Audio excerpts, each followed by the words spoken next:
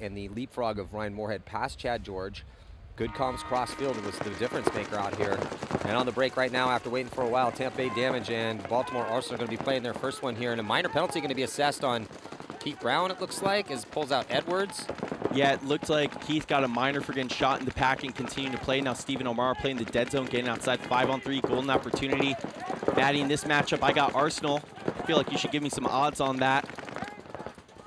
Kyle Bowen. I don't know, Arsenal's getting good. I'll take a heads up bet with Damage though. Even odds, what do you think? Even odds, I don't know, based on the Oh, you don't have your boys? I can't believe you wouldn't take your boys. I got my boys, I got Arsenal. Heads up, I knew you were gonna come back with that. Even odds, non-alcoholic beverage, 1-for-1. Right now it's Arsenal, so 5 alive. Yeah. Stephen O'Mara coming forward, playing this at Tower. We see no one play, but Stephen O'Mara is an unorthodox player. Yeah, so it is a little bit of an uphill climb in point number 1 for Tampa Bay, though, as they're down bodies. But it is Tampa Bay Damage. Looks like Marcelo Margot going to get shot out of that back center. Chad Boucher up the middle. And they're going to see a concession. Coach Brett Thauer has seen enough. Yeah. So a bit of a gift from the Paintball gods and a penalty on Keith Brown in the first point. It's going to spot Arsenal 1. Nicely done by Arsenal. Great break shooting. Not sure if that was O'Mara, Mikowski, or Weaver. You know, it honestly might have been Kyle Bowen. Kyle Bowen ran and shot to the Dorito corner. Kyle Bowen, one of the best runner and shooters that I've ever seen. I'd often tell him to go corner. He'd say, "You want me to go gun up?" And I'd be like, "Yeah, sure." And then he'd shoot the center guy. So I wouldn't be surprised if it was Kyle Bowen, but regardless, drawing the minor, getting that early 5-on-2 advantage. Well, at least for Tampa Bay, that one went pretty quick because, again, the way tactical as this field's playing. So on the breakout here, Tampa Bay Damage with a lot of time to work with after Keith Brown penalty cost him that first point. 5 alive for both teams. Keith Brown makes snake off the break this time, but so does Caleb Abel for Arsenal. 2 in the back center for Arsenal with Elliott Weaver and Cody Mikowski, but Caleb Abel coming into the snake too. O'Mara is in the center brick for them. Yeah, Keith immediately pretty much in snake 3. O'Mara focused that way from the 40-yard line brick. Arsenal still doubling up that back center. Long way to go in this match after that quick first point. Other match already in overtime, this one with 13 minutes to go. So advantage Damage there with that deep roster when you go into X-ball mode, quicker turnarounds, but Arsenal, the 1-point lead. Yeah, definitely I agree with you, advantage Damage for sure on the depth of that roster. I mean, this roster was built with depth intentionally. They got some aging stars on that team, and every now and then you're going to face an event where it's 95 degrees with humidity. Yeah, good comms by Marcelo and the Damage boys. They call it Godzilla Blue. That means they know Stephen O'Mara's in the brick and they know he's shooting Dorito way. Typically teams calling blue for a gun shooting D way and red for a gun shooting Snake way. Caleb Abel in Snake 2, taking his time before he goes into Snake 3. Chad Boucher is on the Snake zone. Oh, but Keith Brown getting shot out of that spot. That's a huge kill right now for Arsenal. It's Elliott Weaver from the back center, I believe, putting that shot on Keith Brown. Elliott Weaver, just such a dangerous gun battler. 5-on-4 advantage. Arsenal once more. High body situations need to connect and convert. Winning teams always converting these at a very high percentage, over 80%. Let's see if Arsenal can do it against Damage right here. Marcelo Margot filtering out to help out Jake as he gets to that South Electronics can with Chris Shear and Chad Boucher for Tampa Bay. Still alive. Caleb into Snake 3 looking crossfield. He's focusing his gun way upfield though. Yeah, I'm not sure that it got relayed to Caleb that Keith got shot. That Keith got shot. He also might be concerned. He was just looking to see, I think, Keith come off. Well, if he's that tucked out of that spot, he's going to have to be wary of the bounce shot, but it doesn't look like Damage is shooting that bounce shot. Marcelo Margot has joined Jacob Edwards in the Snake. He's into Snake 2. Yeah, I'd like someone to connect with Caleb Abel here. Mikowski or Stephen O'Mara. Yeah, so he's asking for some information because he's totally focused on his gun, basically on the wedge, or well, at least on the gap between. Well, now there is body in Snake 3, so but by just holding that zone, he's really not looking for anything else. Just out of the play slightly. Okay, so now Cody. Okay, so Caleb and Cody connect. Caleb asks, where's Chad, as in Chad Bouget. Chad Bouget is the gun who is on Caleb right now. He's in that closet right there, holding that zone. Caleb's giving him nothing. Chad looks like he's getting a little bored. He's going to pop the top, looking like he wants to make a move forward, perhaps into that brick. Now that Kyle Bowen has gone out into the Dorito corner, there's no one to protect Stephen Amara. Now they can, because Kyle Bowen gets into the Dorito too. Love the forward progression from Kyle Bowen here. Yeah, they've done a good job of filtering up the field Kyle on Bowen. that D side with Bowen. Marcelo Margot backing up Jacob Edwards in the snake. Yeah. Yeah, they're asking Elliot, where is Kyle Bowen? Because he's blocked out. Yeah, okay, he's asking if he's in the 200. Tell him he's in the 200. Yeah, Caleb Abel's still asking for information. He can't get eyes on it because the wedge blocks him out. Yeah, they got to connect a little better there.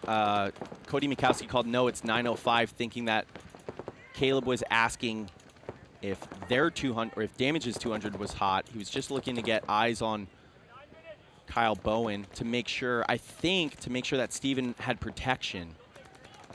So somebody on Arsenal say, hey, we got 9 minutes. Yeah. And they called America, so they know they have 5 alive.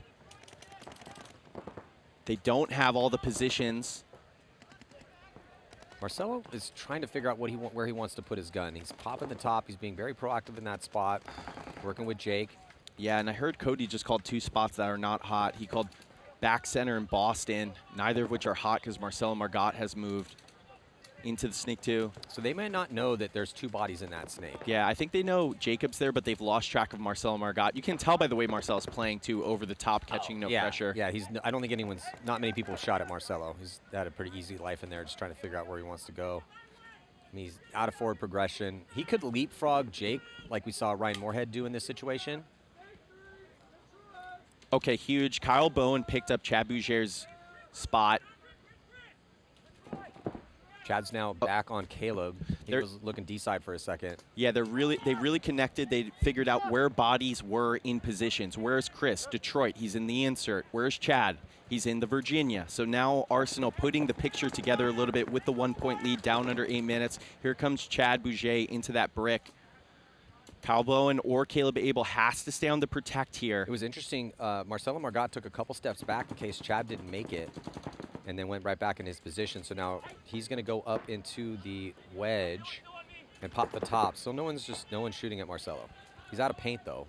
I believe that Arsenal knows that Chad Bouger has made that move into that brick because they ripped that bounce shot into the pin quickly. Marcelo moseying. Okay, Caleb picked up the 50 snake move by Jacob Edwards. That's massive. It's getting relayed. Well, it's massive. They know he's there, but they haven't been able to put a ball on him yet. So he's alive in that spot and keeping Jake Edwards in a tough situation like that. That's going to draw Omara's gun. Bowen is now looking at him too. Those are the 2 guns looking that way. Back center's looking more up middle to keep Chad Bouger from getting crazy. Yeah, you just have to keep a protect on Steven. Caleb's thinking about it. Caleb wants to go across. Caleb's looking for it. Well, there's no one on Caleb right now. Yeah, he's not getting any heat. He can't just make the move forward because Jacob is cross field, but he might find a way to just crab walk forward and shoot Jacob Edwards cross field. I know that that's what Caleb is considering right now. He wants to know where Chad Bouger is. Chad has to be concerned about Kyle Bowen coming to bunker Jacob now. Yeah, but there's been no pressure on him for a while, so he might, again, to attempt to make this move, and that is a far shot. He might be able to get across the gap before Jake can put a ball on him, because he'd have to have almost a ball in the air. Especially with the pace of the point at this moment. Jacob hopping over the top, gun sort of down. But he doesn't have to do that, though, because they are up a body and they're up a point. But here comes Jacob Edwards. Jacob Edwards is going to come through, and he makes it through clean, and he shoots Omara. How did Omara not shoot him? And then Bowen's going to launch, and he's going to stitch him up. Got to be careful not to get a penalty in that situation. Looks like a clean run, but then who shoots Caleb? I think it must have been Shear. And unfortunately for Baltimore, Arsenal down to just 2. It's a 3-on-2 situation here in favor of Damage after a high body moment for Arsenal. With 6 minutes left to go, should be enough time for Damage to close this one out. Oof. Cody Mikowski, good instincts though on Chris Shear moving forward, makes a move into Snake 3. He was not picked up by Damage. Chris Shear probably read the paint. Shad's going to have to be careful because he doesn't know that Cody's in that spot, and Cody's been on fire this weekend. He's not missing very many shots. If you give Cody a chance to shoot at you in a free kill situation, ooh, Cody asking for a check, might have hit the bunker. Looks like he's good to go. It's Marcelo, Chad Boucher, and Chris Shear against Cody Mikowski and Elliott Weaver, the Midwestern gods. Marcelo's on their side, and he's going to get shot cross field. Chad Boucher shot him. Yeah, 3-on-1. So it looks like Damage able to pull out a 4-on-5 here. Not yet, Maddie. Losing one body. Well, it is Elliott Weaver. So Elliott Weaver's done some craziness before, but it's not going to happen this time. Did Chad get team killed? Maybe he did. But what a great job by Tampa Bay Damage. Hanging in this game here. Going to tie it up 1-0. Again, winning a 4-on-5. Yeah, 4-on-5 situation. Arsenal with the spots. A little bit too story time, Moby Dick style right there. Had opportunities to make bumps. All you need is a trade. If Stephen Omar can come get Chad Boucher off the field, if Caleb Abel can come trade. Let's see how Caleb gets shot here. Yeah, we were looking at the Chaos top field. So Caleb sees that body drop, pops to the inside, and gets caught right there. Yeah, so he thought that Kyle Bowen had killed. So I think it was Jacob. Yeah, it was definitely Jacob. Yeah, so Jacob shot Caleb right before Kyle came through. That was the difference in the game, is Jacob shooting Caleb cross field, because instead of it being even after that trade. It was a big difference. Yeah, it's Caleb Abel. Yeah, I was going to say they might put ABJ out, but I doubt it. So on the breakout, can they get 5 bodies alive? And it looks like, no, they're going to be losing. Looks like Arsenal are going to be losing Bowen. 3-on-3, Maddie. 3-on-3 is a bit of chaos here in this overtime point. Or no, sorry, 5 minutes left, 4:39 left. Overtime's another game. Yeah, 3-on-3. Still in regulation. Arsenal killed Keith Brown off the break, and Chad Boucher came to their end. I believe he traded with Stephen O'Mara. They did lose Kyle Bowen, did Arsenal, so 3-on-3, better field position Damage. No, it's pretty, a little bit better. 2 in the back center for Arsenal. 2 in the back center, but they both have a body out in the Snake. Well, Arsenal has a body in Snake 3, whereas Jake's still at Snake 2. Slightly better field position on the spread as they have Shear out of that back center with Margot. Now it looks like Mikowski's going to get out of there and go towards the Snake side. Oh, but Marcelo Margot with an uncharacteristic death in a crucial tied-up ball game right now with 4 minutes left. We don't see that happen to Marcelo very often. I don't know if that was Caleb Abel or Cody Mikowski who scalped him, but they made it happen there. But still, Jacob Edwards, who's been the thorn in their side, wheeling and dealing from the Snake 3-on-2 situation, 3:45 on the clock. Gotta have it if you're Arsenal. Caleb Abel looks like he's catching no heat. Chris Shear is hiding, but Jacob Edwards comes forward now. Elliott Weaver saw it. He should be able to call it out. Move cross past the 50, top side for Caleb Abel. Blocked out from trying to get a shot. And here comes the big move. We'll see if Chris Shear can eat him up. And he looks like it's going to be a trade potentially here. It is going to be a trade. No penalty assessed. 2-on-1 in favor of Arsenal with 3:17 to go. It's Elliott Weaver and Cody Mikowski against Jacob Edwards. If you're Arsenal, you like to take 2 minutes off the clock, maybe 2.5 minutes off the clock and then win it. But it's Jacob Edwards. That's no slouch. You're not thinking about time. You're just thinking about getting this bad man off the field. I also don't think that that Jake's going to allow that to happen because he just head-checked the clock. He knows the situation. I don't think he's going to let him slow play it and win it with 5 seconds left. Yep, exactly, Maddie. He comes forward.